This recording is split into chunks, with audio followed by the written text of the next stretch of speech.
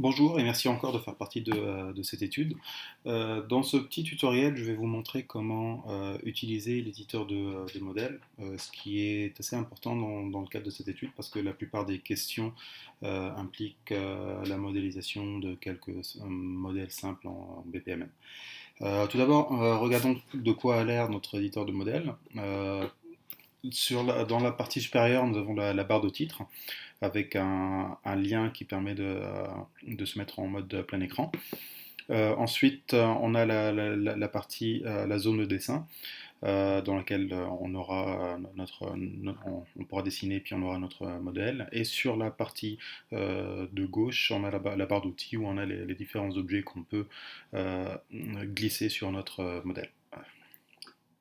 Donc tout d'abord, on va se mettre en mode plein écran, ce qui est assez utile dans le sens où la plupart des modèles deviennent assez grands, puis c'est beaucoup plus pratique de travailler dans ce mode-là.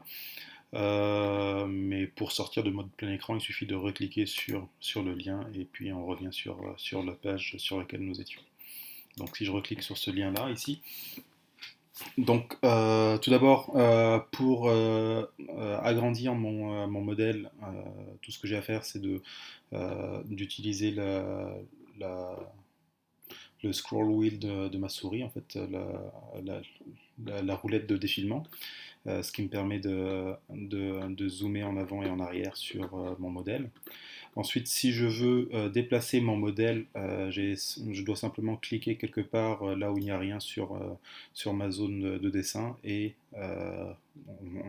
garder le bouton cliquer, puis déplacer mon modèle à l'endroit désiré. Bien entendu, si je clique sur un objet de mon modèle, bah, c'est cet objet-là qui va être déplacé. Ensuite, pour ajouter des éléments à mon modèle, donc j'ai simplement besoin de déplacer à partir de ma barre d'outils l'élément que je veux insérer. Ensuite, automatiquement, il me demande de lui donner un nom, donc je peux l'amener par exemple tâche 1, par exemple.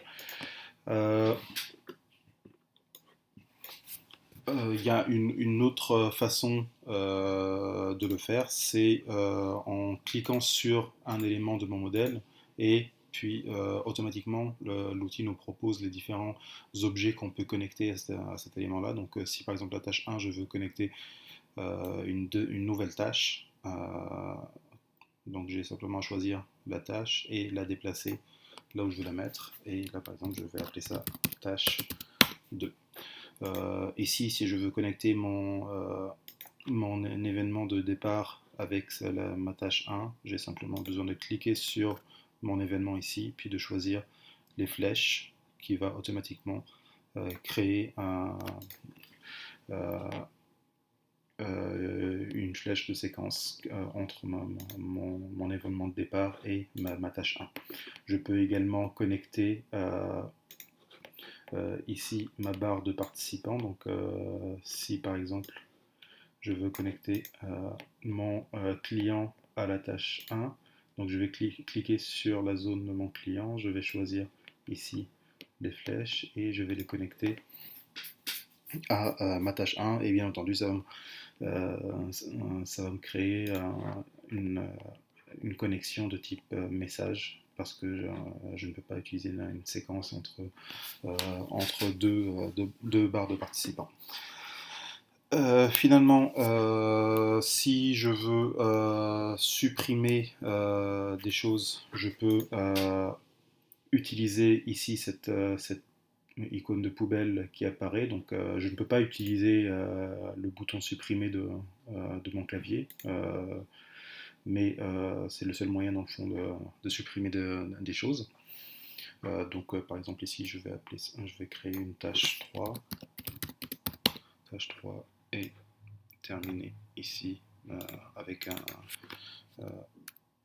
événement de fin. Donc ici, si je veux supprimer ma tâche 3, je clique sur cette poubelle et puis automatiquement ça va me supprimer et la tâche et les différentes connexions qui sont reliées. Donc ici, je vais remettre ma tâche 3. 3 et je vais la connecter à mon événement de fin. Un autre aspect dont je voulais vous parler, c'est si je voulais mettre des entrées et des sorties à mes différentes tâches et activités. Cet éditeur de modèle est assez basique et nous n'en dispose pas des objets de données, les data objects de BPMN. Alors, comme alternative, on va utiliser les annotations. Et donc, à partir de n'importe quel objet, on peut choisir l'objet d'annotation textuelle ici. Et par exemple pour cette tâche-là, je vais dire j'ai en entrée j'ai quelques matières premières, par exemple, juste pour l'exemple, et, et en sortie. Donc si je dois revenir à la ligne, il faut que j'appuie sur Shift Entrée. Autrement, si je clique simplement sur Entrée, il va simplement fermer ma zone de texte. Donc si je dois la rouvrir, je vais double-cliquer dessus. Et je vais revenir à la ligne, donc je vais faire Shift Entrée, je vais faire Sortie, je vais mettre Produit, Fini. Voilà, et donc là je peux ici redimensionner mon annotation. Et voilà. Dernier aspect que je voulais vous montrer avant de vous laisser continuer avec le questionnaire, c'est lorsque l'on clique sur un des objets de mon modèle, de votre modèle, vous avez ici cet outil qui permet de changer le type de l'objet en question sur lequel on a cliqué. Donc par exemple ici, si je suis sur une tâche, donc j'ai les différents types de tâches parmi lesquelles je peux choisir. Donc si je veux faire ça, je vais faire que cette tâche devienne une tâche manuelle, donc je vais la choisir ici. Donc automatiquement j'ai euh, la petite icône qui apparaît.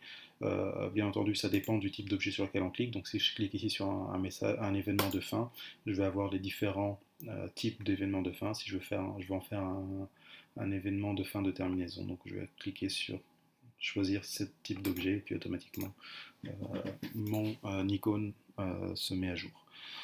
Voilà, j'en ai fini avec ce tutoriel. Je vous laisse expérimenter avec l'éditeur de modèle. Vous en avez un juste en dessous de cette vidéo, juste pour expérimenter. Dans le fond, ça ne comptera pas dans vos réponses, juste pour que vous puissiez prendre la main.